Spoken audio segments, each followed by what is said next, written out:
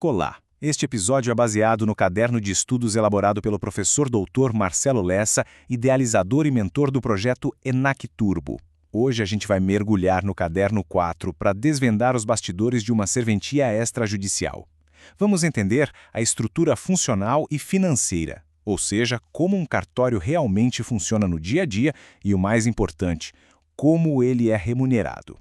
Pois é, vamos direto para a prática, a gente vai ver como os atos são formalizados, como são arquivados e, claro, vamos chegar no ponto que talvez seja o mais polêmico e discutido juridicamente, os emolumentos. E aqui tem um segredo, a verdadeira natureza dessa remuneração muda completamente as regras do jogo. E com isso chegamos à pergunta de R$1 milhão, a pergunta que vai ser o nosso guia. O valor pago em um cartório é um simples preço por um serviço ou estamos falando de um tributo? Pode parecer só um detalhe, um preciosismo jurídico, mas acredite, as consequências dessa resposta são gigantescas. Mas calma, antes da gente resolver esse mistério financeiro, a gente precisa entender o que afinal está sendo remunerado. Vamos falar da matéria-prima do cartório, do ato físico. É aqui, no arquivo, que a fé pública deixa de ser uma ideia abstrata e se transforma em algo concreto, palpável e eterno. A segurança jurídica de todo o sistema nasce exatamente aqui, nessas regras.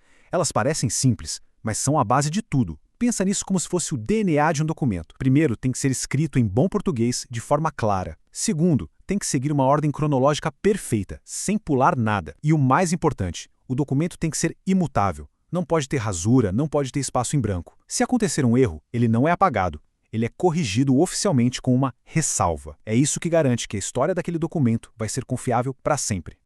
Certo? E como o Estado fiscaliza se tudo isso está sendo feito direitinho? Essa fiscalização se apoia em 3 livros administrativos que são obrigatórios. O livro de visitas e correições é a prova de que as inspeções aconteceram. O de depósito prévio controla o dinheiro que os clientes adiantam. Agora, o mais importante é o diário auxiliar da receita e da despesa. Esse é o verdadeiro coração financeiro da serventia. É o livro caixa que mostra cada centavo que entra e que sai. Agora vamos pensar no volume de papel. É muita coisa. O que precisa ser guardado para sempre e o que pode ser descartado um dia. Quem define isso é a tabela de temporalidade do CNJ. E a lógica é bem clara. Os livros onde os atos são lavrados e os documentos que deram origem a esses atos são permanentes. Eles são, literalmente, a memória jurídica da sociedade. Já os documentos de gestão, como os fiscais e trabalhistas, têm um prazo de guarda de 5 anos. E olha, seguir essa tabela não é uma opção, é um dever funcional importantíssimo. Ok. Agora que a gente já entendeu como esses documentos tão vitais são criados e preservados, vamos finalmente enfrentar a questão que sustenta todo o sistema.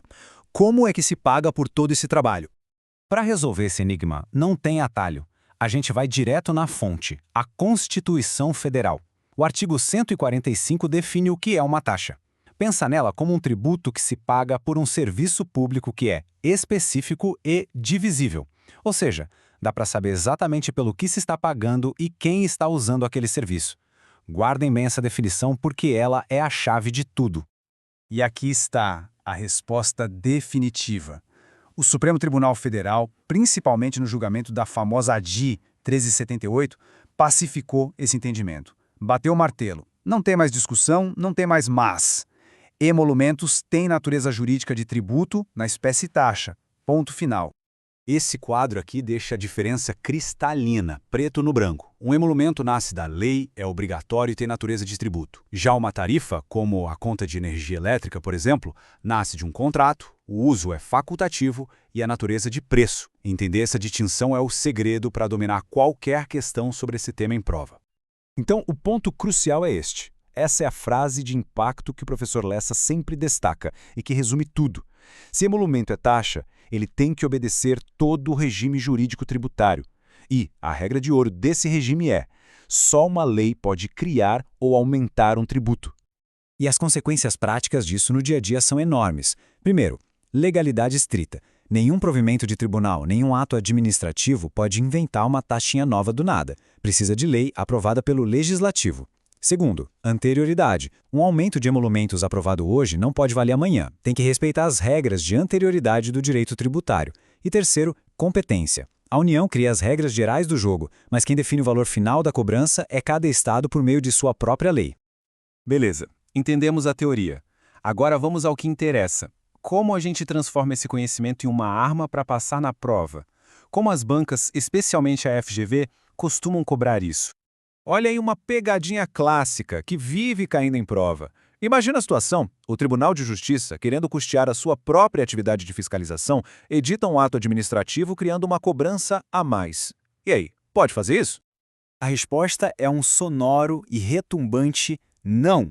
Isso seria uma inconstitucionalidade gritante. Se a cobrança tem cara de taxa, cheiro de taxa e natureza de taxa, ela só pode ser criada por lei em sentido estrito. Provimento é um ato administrativo, não é lei. Fim de papo. Vamos para outra situação bem prática. Alguém chega desesperado no cartório, precisando de um documento para ontem. O cartório então oferece uma taxa de urgência para passar aquele serviço na frente dos outros. Isso é legal? De jeito nenhum. A tabela de emolumentos, aquela fixada por lei estadual, é exaustiva. Não se pode cobrar nenhum centavo a mais ou a menos do que está ali. Qualquer cobrança fora da tabela, como essa tal taxa de urgência, é ilegal e pode configurar uma infração disciplinar bem grave. E para fechar, vamos organizar as ideias. Aqui está o seu kit de sobrevivência para qualquer prova sobre esse assunto. Anote aí. ADI 1378, que é a decisão do STF que definiu tudo. A Lei Federal 10.169, que dá as regras gerais. E os provimentos do CNJ sobre guarda de documentos e escrituração. Dominar essas referências é o caminho para a aprovação. E para a gente terminar, fica uma reflexão. Vimos hoje como um único conceito jurídico, a natureza de taxa, define a legalidade e o funcionamento de todo um sistema.